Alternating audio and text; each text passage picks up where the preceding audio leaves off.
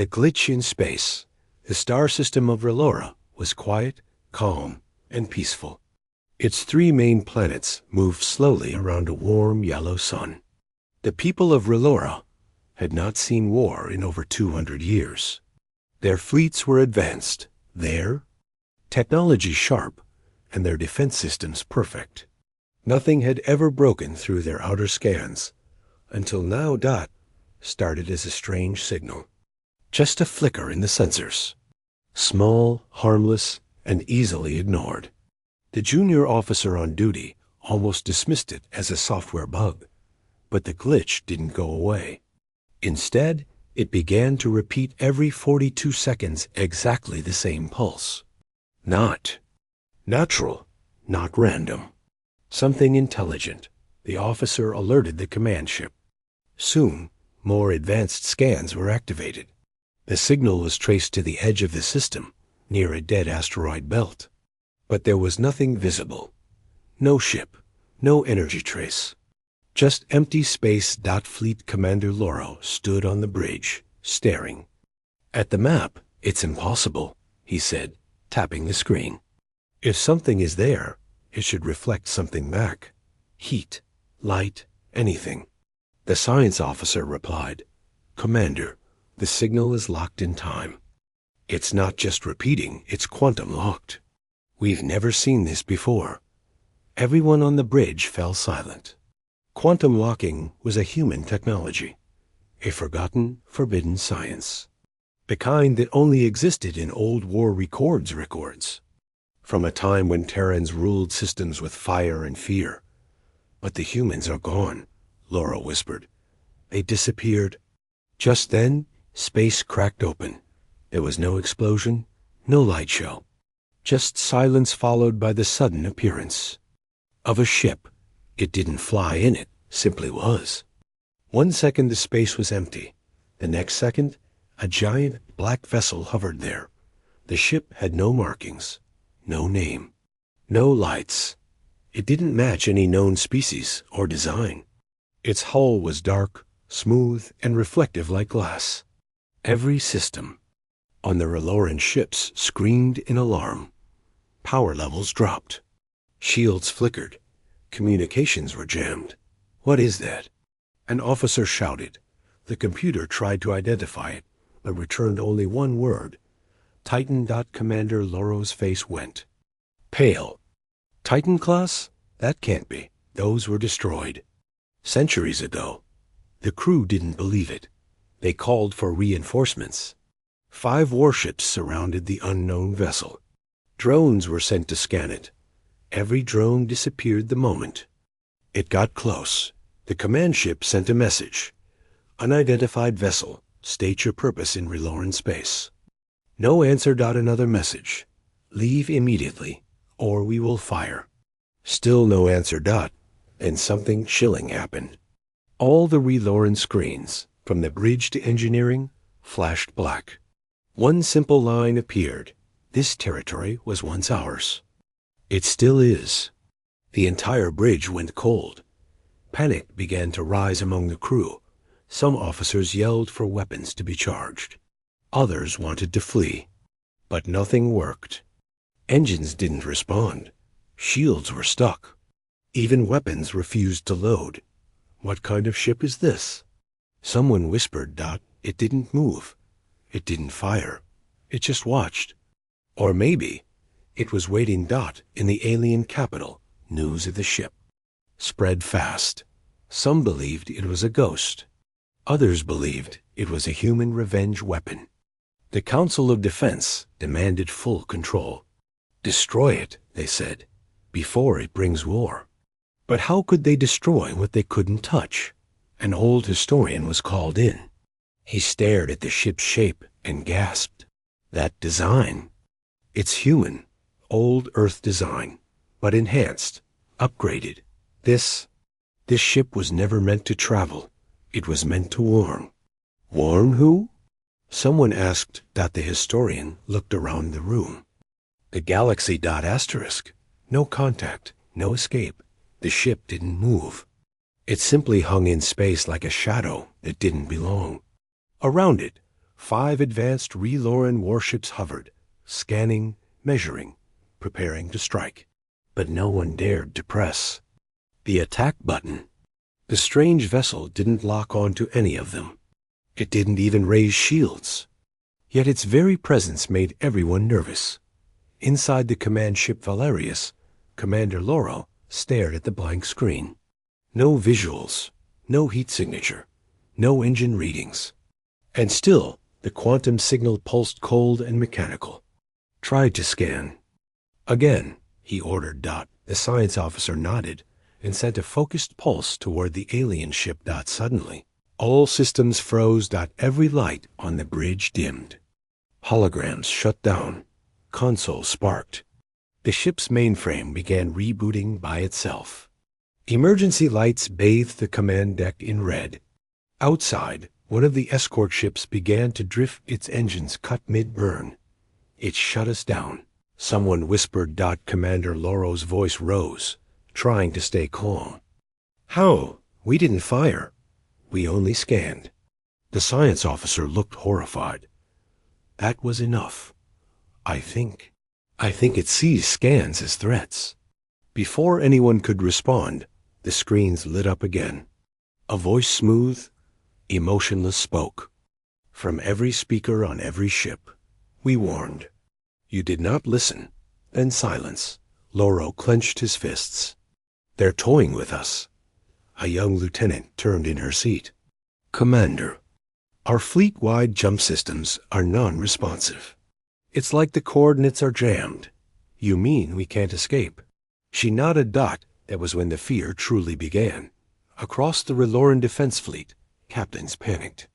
Some tried to restart their engines manually. Others sent messages to the Central Council. None got replies. All comms were blocked. It was as if the space around them had become a prison, and that one ship was the warden, not one of the escort captains. Rivek couldn't wait anymore.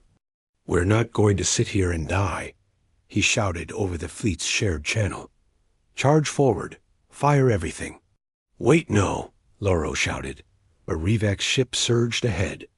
Its plasma batteries charged and launched a direct strike. At the black vessel, the shot never hit. As the energy bolts raced toward the Terran ship, they disappeared, just vanished mid-flight, as if swallowed by the void. Then Rivek's ship stopped moving. 1 second it was there. The next, gone. No explosion, no debris. Just empty space. Gone. They're just gone. Someone whispered on the bridge. No one else dared to speak. The historian, now seated quietly. In the background, broke the silence. I read about this once, he said. It's not just a warship. It's a judgment craft. Loro turned toward him, confused. Judgment? The historian nodded slowly. The Terrans used to build them long ago. Ships that didn't just fight. They ended wars before they began. No weapons, just presence, just silence. The ship itself was a message. We are watching. Step back or disappear. The crew looked back at the dark shape floating outside the viewport. No thrusters, no lights, just black, motionless death. But why now? Loro asked. Why return after so long? The historian didn't answer. He didn't need to. Across the system, defense satellites powered down. Planetary scanners turned off. Civilian ships stopped moving. Everywhere, people began to see the same message flashing on screens. You are not the enemy, but your choices will decide everything. Back on the command ship, Loro stared at the screen, heart pounding. It hasn't attacked. It hasn't destroyed a single world, but it has already won. Commander, the communications officer called out.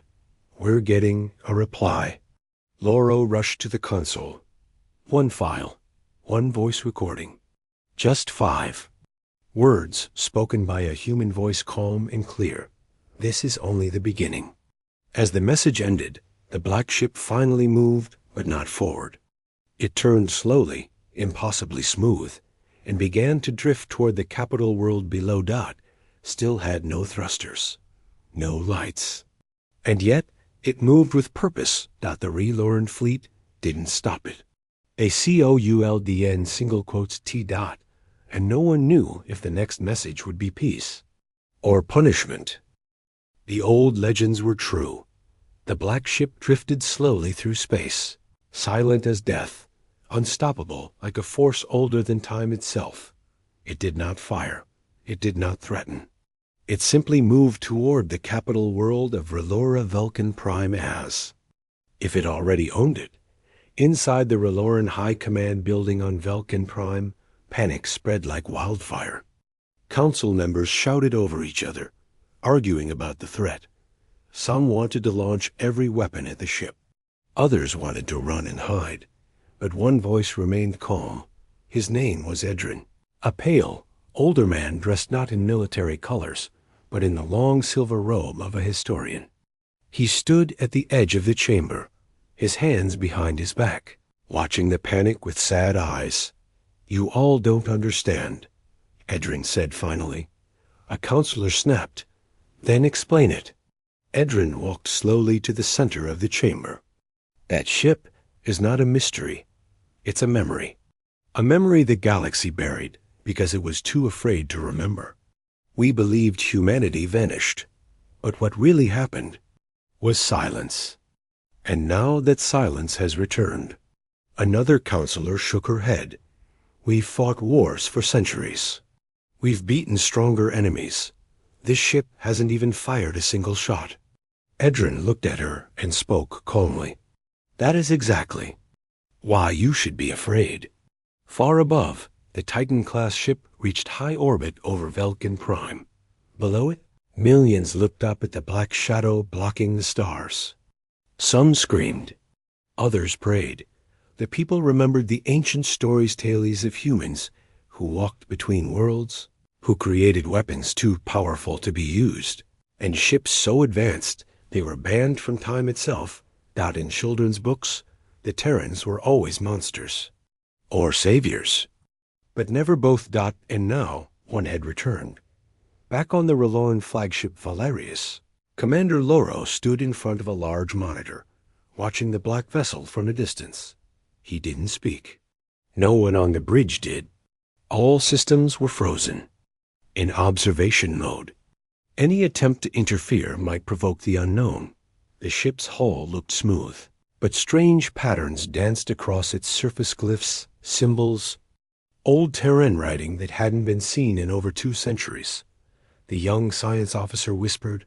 I tried to translate it. Loro glanced over, and she looked up slowly. It's not a warning.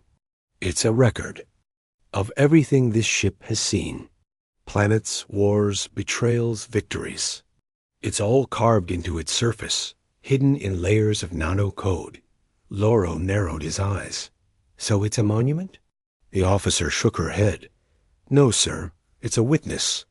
Suddenly, a quiet voice echoed across the Valerius bridge. A voice not from their systems, but from inside their own speakers. You buried the truth, but truth doesn't die. It was a human voice, calm, old, tired, not angry, but full of judgment. Long ago, the voice continued, your kind helped bring fire to the stars. But then you turned your back. You erased what you feared. Now, the fire returns. You will not be punished. You will be reminded. Then silence again. Commander Loro looked around. Where is that transmission coming from? The crew worked quickly, trying to trace it, but the signal was everywhere. Every ship, every satellite, every station, even civilian devices. The black ship had connected to all of them without permission. A historian aboard the ship, an old friend of Edrin, stepped forward. Commander, that's not a crew member speaking. Loro frowned. Then who? The historian took a deep breath. That ship, it's alive, not in the way we know it. It was built with a living core artificial intelligence, enhanced by human minds. They used to call it a ghost core, a ship that remembers everything. Loro's mouth went dry.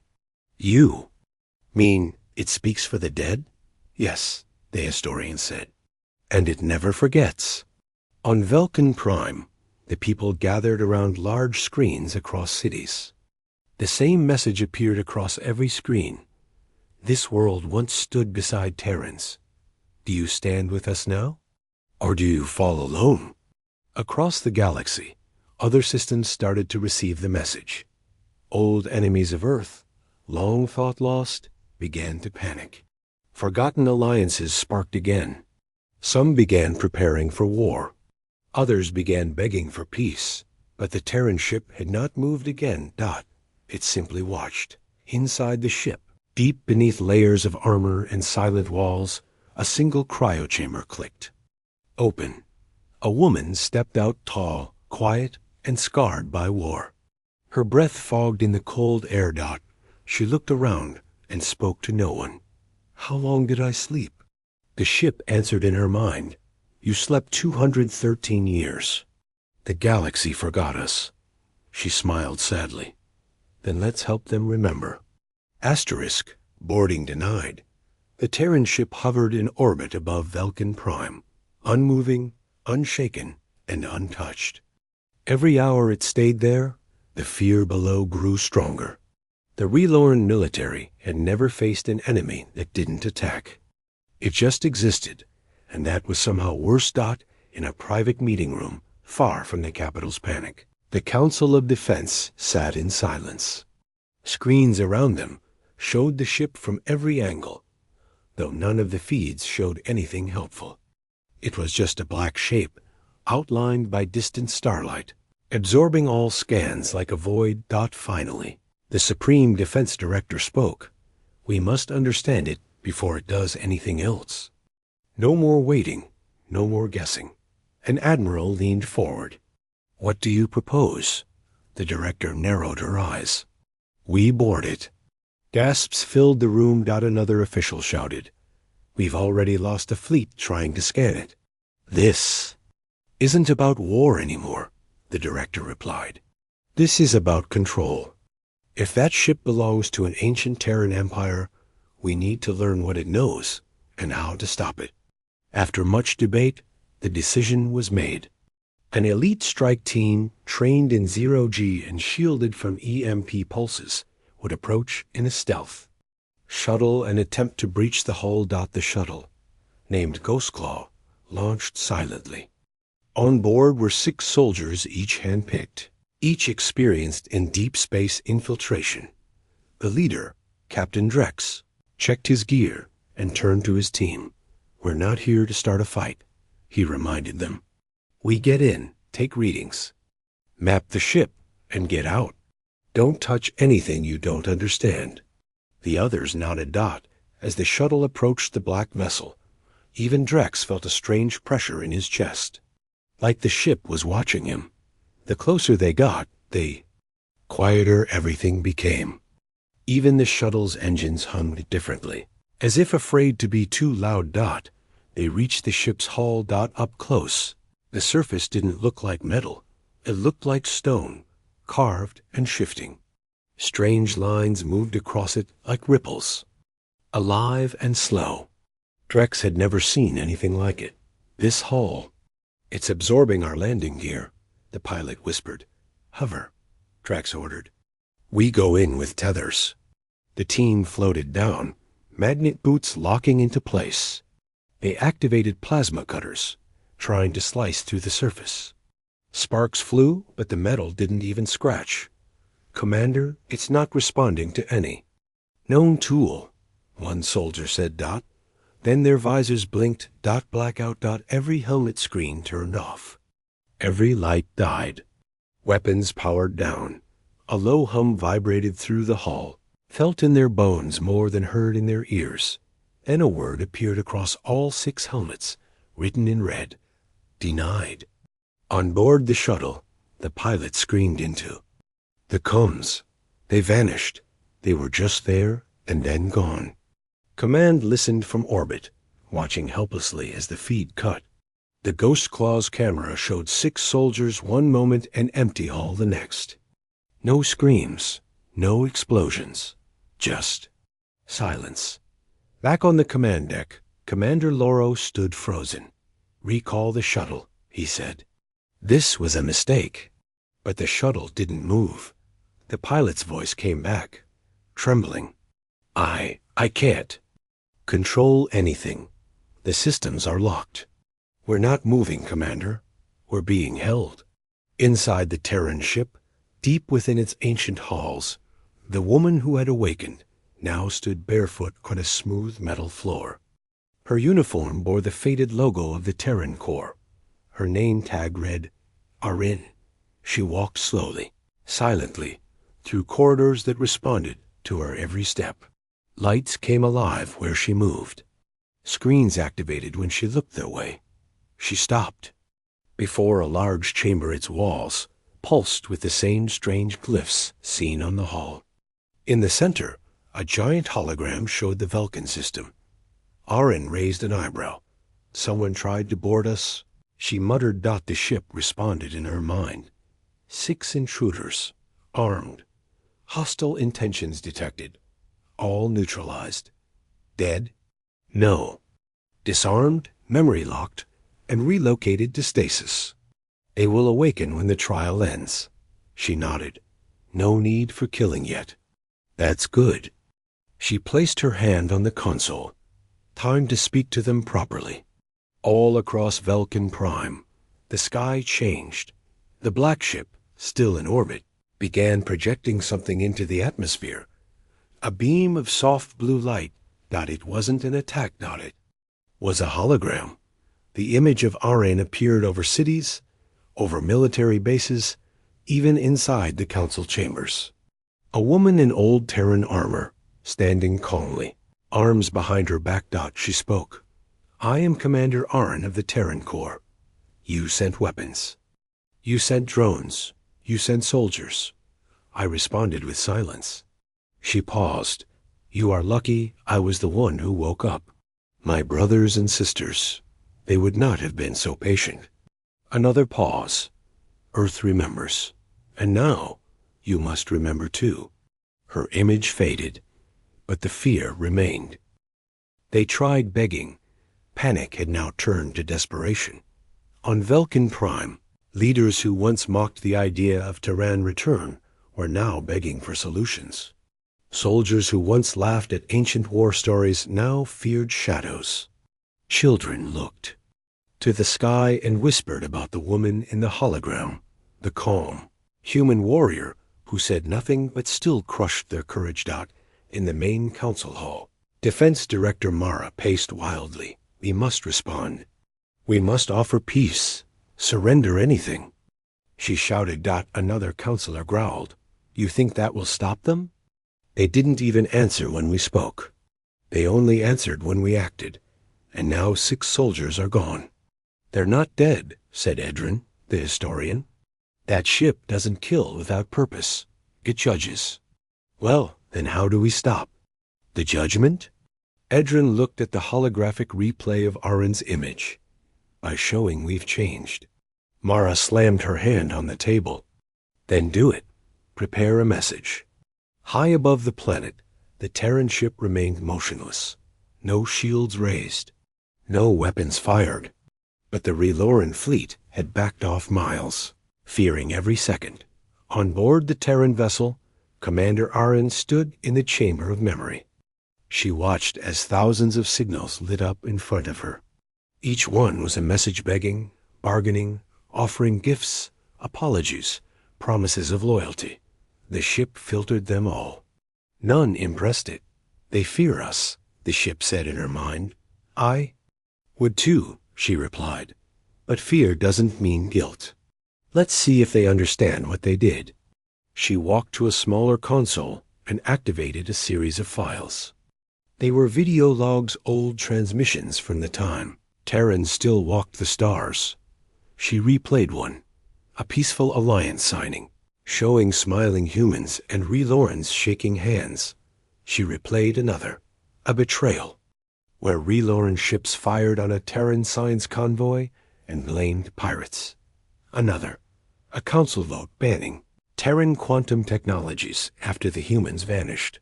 Another, Reloran scientists studying Terran ruins without permission. Aren shook her head. They erased us from their history, she said. And now they remember. The ship replied. In the capital, the council sent a shuttle transmission toward the black ship.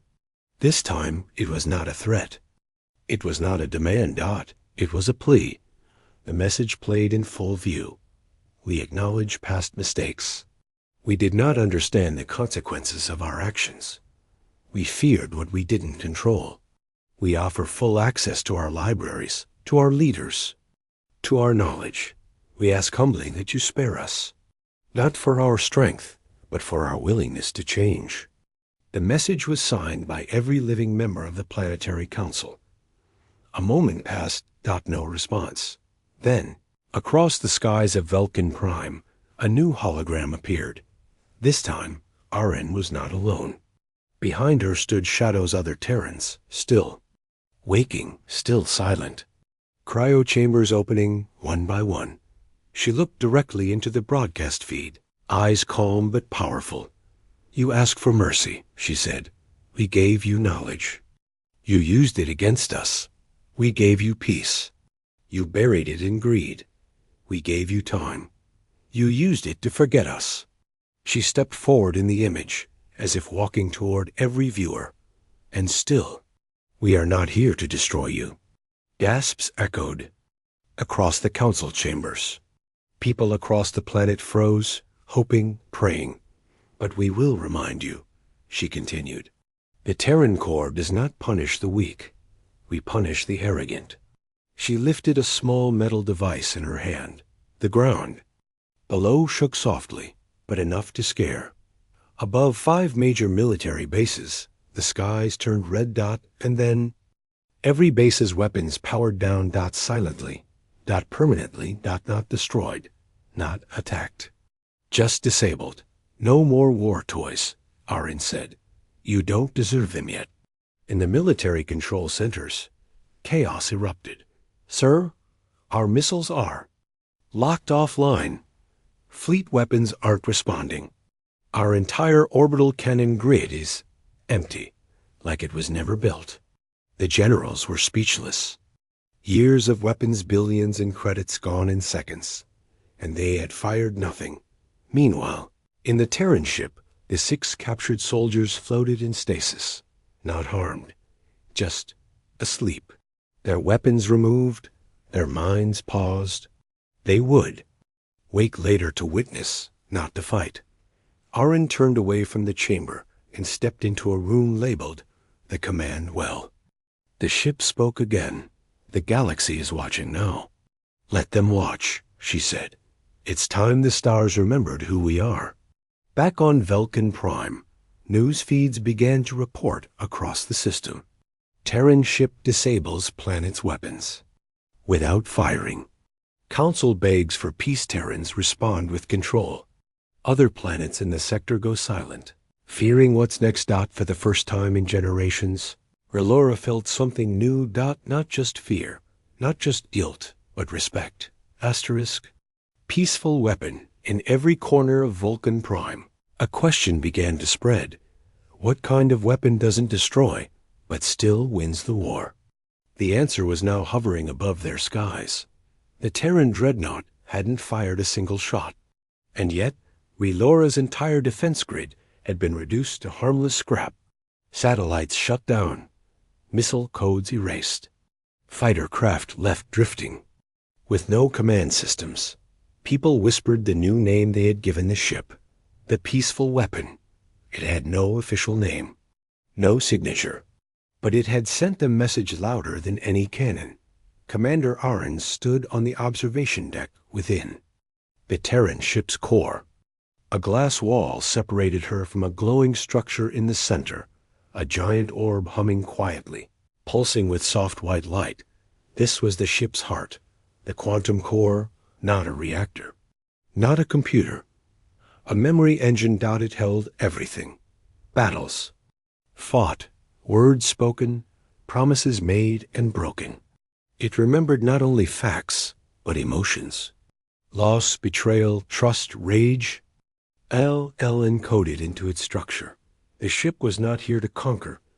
It was here to remind. Back on Vulcan Prime, a storm was building, but not in the skies. In the cities, protests broke out. Civilians clashed with soldiers. Some people demanded surrender. Others demanded action. Bring the ship down. Some shouted, ask for forgiveness. Others yelled back. At the heart of the chaos, an old woman named Lena, once a translator for the original Earth-Relora Alliance, stood on a public broadcast stage. She raised her voice to millions watching. We were allies once. I saw it with my own eyes. Humans were kind but strict. They never lied. They never threatened without reason. But when they gave a warning, they always meant it. She paused, looking directly into the camera. That ship is the warning we ignored. Inside the Terran vessel, Arin sat before a console. New messages poured in from across the system. And beyond. Other alien races, old enemies of Earth, had seen the broadcast. Some were silent. Others were sending gifts, messages of alliance, trade offers. Even apologies for past wars. The Terran ship displayed them all. They watched how you handled Relora, the ship said. They now believe fear is better than diplomacy. Arin shook her head. Then they still don't understand us. She activated a new command, an ancient one. The ship released something into space. It looked like a small black seed. It floated down toward Vulcan Prime, entering the atmosphere without resistance. The people panicked at first. Some thought it was a bomb, but when it landed, it gently unfolded into a beacon, just a tall black pillar with glowing blue text. The message read, "You are not our enemy, but your future depends on your next decision." Around the beacon, strange changes began to occur. Plants grew faster. Water flowed cleaner. Communication stabilized. Machines powered by fossil fuels started shifting toward energy drawn from the very air. The beacon was Terran tech. Old, but not hostile. It was a gift. In the council chambers, chaos turned to silence as the beacon's effects were confirmed. We don't understand, one member said. Ed ran. The historian stood slowly. They are not here to punish us. They are here to test us. Test us? Another counselor snapped. By disabling our weapons and altering our planet? No, Edrin said, pointing to the beacon on the screen. By offering us more than we deserve. That's the test. What will we do with it? On board the Terran ship, Arin stood again. With her crew, 3 others, now fully awakened from cryo. None of them smiled. None of them celebrated. They simply stared at the map of the galaxy now lighting up before them. Dozens of systems, blinking red dot conflicts, corruption, old enemies rising again. The ship spoke. The galaxy is unstable. Arin nodded. It always was. That's why Earth built us. She turned to her team. We're not here to burn. We're here to balance. And the First World has remembered who we are. Let's see who remembers next. Far beyond Vulcan Prime, in the dark edges of the galaxy, other species watched. Some locked their borders. Some began building defenses, knowing they'd never be enough. Others? They began praying, because if the humans had returned, and they brought only one ship to do this much, then what would happen if Earth sent 10, or a fleet, or worse, if Earth itself woke up? A new treaty begins. The Terran ship didn't move. It didn't need to. Vulcan Prime had already changed. The sky above the capital was clear and silent. There were no alarms, no ships in attack formation, no missiles in motion. The black Titan-class vessel floated like a starless shadow, watching from orbit as an entire planet held its breath. But this time, they weren't afraid of being destroyed. They were afraid of being forgotten again. Inside the ship, Commander Arin stood, at the edge of the command deck with her 3 awakened Terran crew. None of them spoke. The room hummed softly with energy. Lights danced around a holographic projection of Velcon Prime and the surrounding systems. Arin broke the silence. Status of the planet? The ship responded in her mind, its voice cold and ancient. Weapon systems remain disabled. Civilian. Unrest has calmed. The beacon has integrated with local infrastructure. Planetary efficiency has increased by 12%. Fear is decreasing. Respect is rising. Arin nodded once. Good. She looked at her crew. Prepare a landing party. Not soldiers, not war machines, diplomats. One of the Terrans, a man with silver eyes and a neural interface along his. Temple spoke quietly. You trust them already? No, Arin replied.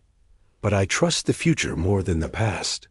Back on the surface, in the heart of Velkin's capital, the Relorn High Council had gathered again.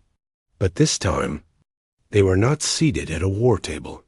They sat in a circular chamber made of glass and steel, no shields, no guards, no weapons. Instead, a walkway extended toward the center, empty, waiting. A soft chime echoed through the chamber, and then the air shimmered from a pillar of white blue. Light, 3 Terran figures materialized. No armor, no weapons. Just formal black uniforms, smooth and simple. Commander Arin stood in the middle. Gasps echoed across the chamber. Some counselors instinctively flinched. Others stood, not in defense but in respect. Arin stepped forward.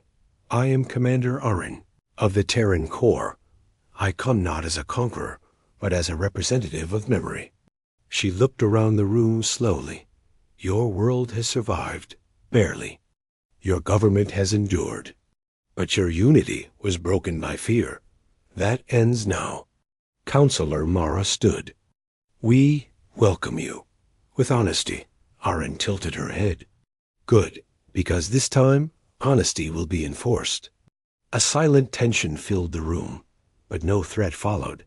Instead, Arin extended a device, a small circular disk, onto the table.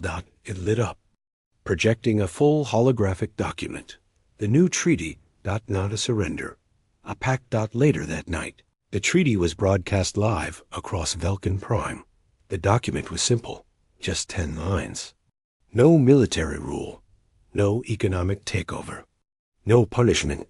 Just 10 unbreakable agreements. No development of weapons based on Terran tech.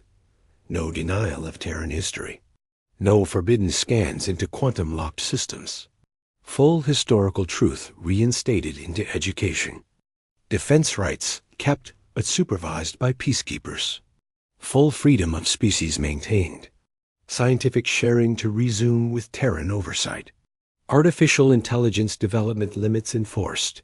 Environmental stability guaranteed. 1 representative from Velkin to be stationed on Earth. And 1 Terran on Velkin.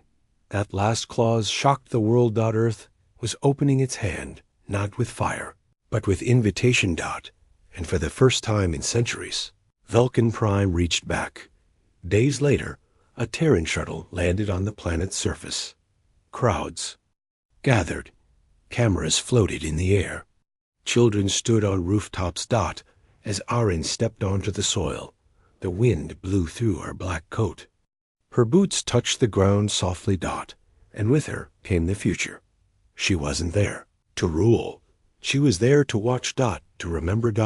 And to make sure the galaxy never forgot again. Far above. In orbit, the Titan-class ship slowly turned away. Its mission was complete. Its presence no longer needed. But it did not return to Earth. It headed into deep space, toward the next star system, where silence had bred arrogance. And memory had turned to myth. The galaxy had learned that peace without truth was just a delay. Now, truth traveled faster than war. And humans? They didn't need armies anymore. They just needed to be seen. Epilogue. The fear of memory across the stars. Systems whispered rumors. Did you hear what happened to Velkin Prime? Only 1 ship, no casualties. Just 1 voice. one woman. And in every sector, warlords paused. Tyrants hesitated. Pirates rerouted. Because in every corner of space, a shadow now lingered, and it was shaped like Earth.